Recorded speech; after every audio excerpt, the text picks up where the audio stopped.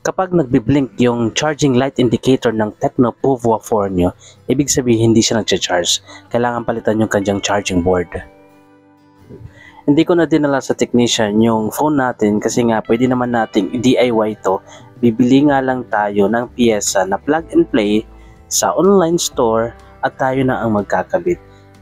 Hindi tulad dati na yung mga charging board ng ating mga phone na kailangan ay gamitan ng hot workstation para tanggalin ito at palitan. Ngayon, mayroon ng mga plug and play na mabibili sa mga tindahan. So, ito na yung charging board ng ating Tecno Povo 4 sa bandang ilalim ng smartphone natin.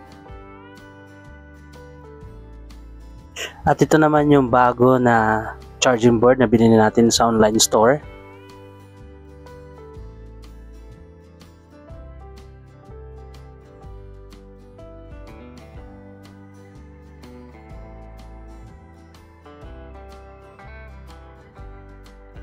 Ang problema nga lang dito sa bagong charging board natin, wala yung mga connector na kailangan natin.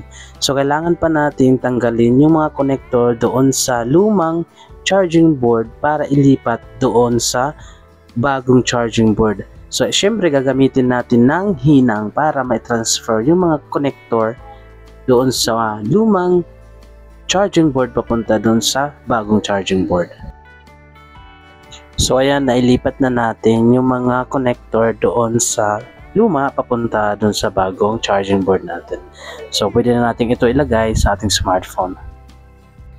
Inilipat ko na rin yung rubber mula doon sa luma papunta doon sa bago nating charging board para naman at least safe yung ating charging board bago ilagay doon sa smartphone.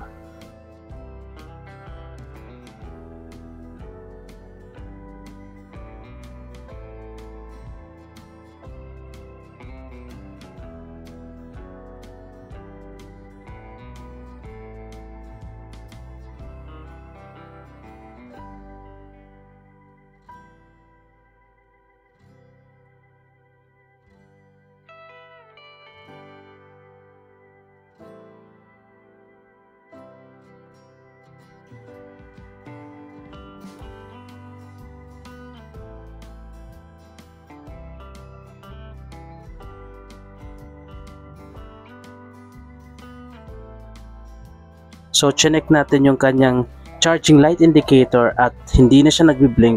So, ibig sabihin successful yung ating ginawang pagpapalit ng kanyang charging port or the charging board.